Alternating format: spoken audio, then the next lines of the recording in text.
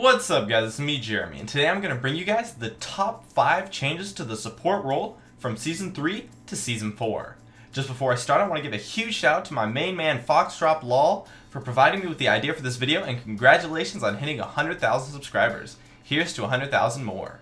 Also a shout out to lolclass.com, which I'm sure you noticed by the intro. They're a super legit website that makes League of Legends guides, and they enlist a lot of pros to work for them. I am pretty much officially sponsored by them and I'm doing work for them, so I can definitely attest that they have some awesome content, so be sure to check them out. Anyways, there's tons of changes to supports in Season 4, so let's get started. Starting with number 5, Vision Denial. Vision Denial is actually really difficult in Season 4, and to some extent it's almost non-existent. It's now only really reliable if you see exactly where someone places their ward. The only methods of vision denial now are the sweeping lens, which is a trinket, and pink wards. But since pink wards are now visible to anyone without a method of true sight, they're really inefficient if you don't find a ward with them, and as such are not really bought that often. However, this does mean that the sweeping lens can be pretty powerful, but it does have a very high cooldown, so even that isn't that big of a deal. Just make sure that you don't place your wards right in front of your opponents where they can see them.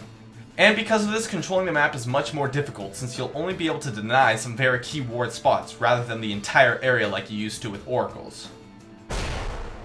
Now on to change number 4, items.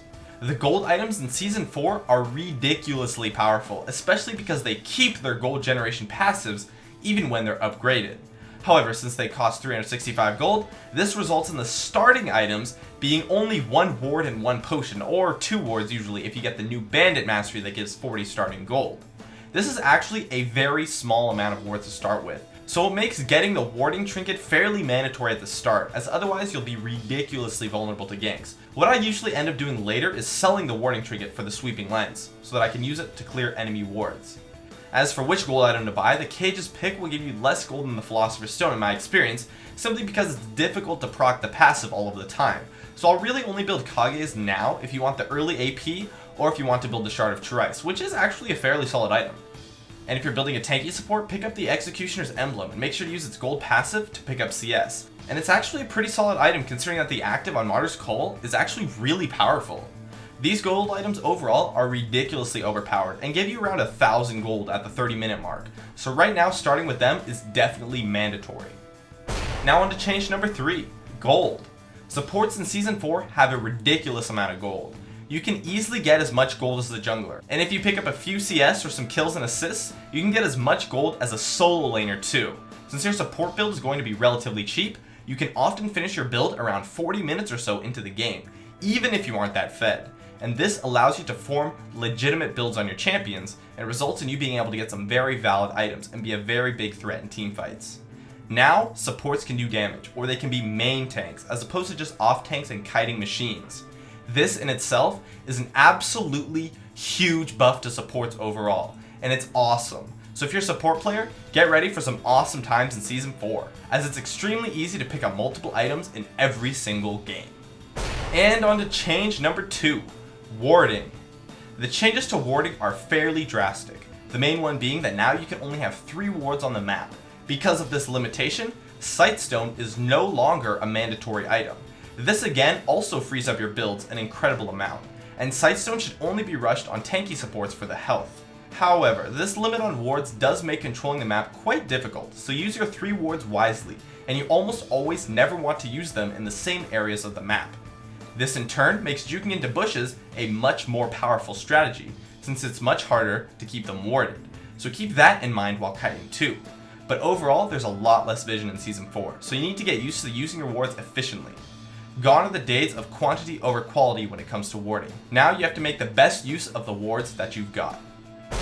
And lastly, we have number 1, the biggest change to supports in Season 4, and that is champion viability. In Season 3, a competitive support needed to be a champion that could kite well for a teammate and be able to perform well without any gold.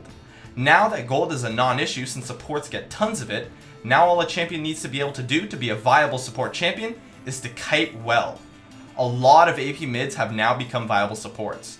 Champions like Orianna, Anivia, and to some extent even Ahri, just to name a few, are now all very viable support champions. Now all the old support champions are still extremely viable too, and their support builds are really solid. It's just that now the champion pool for supports has easily more than doubled. So get ready to try out some awesome new strategies and lane combinations, and also be ready to face some crazy lane combinations too. This is an awesome change to the game. Bot lane has now become a very dynamic lane that can change team compositions entirely, and it makes me very excited for Season 4. My name is Jeremy, and that is it for my top 5 support changes from Season 3 to Season 4. I'll do my best to keep it up with the Season 4 guides as well as to help you educate you guys to the new support champions. Please follow my stream at twitch.tv/Jeremy_GamingCurios for updates on whenever I'm streaming, and I'd love it if you could support me with a like or join me on my North American chat room Gaming Curios, which I'm always in when I go online. Please subscribe for more awesome content in the future if you enjoyed this video, and I'd love it if you could follow me on Facebook or Twitter, of which I will have links in the description. As always, thanks for watching, and I'll see you guys next time.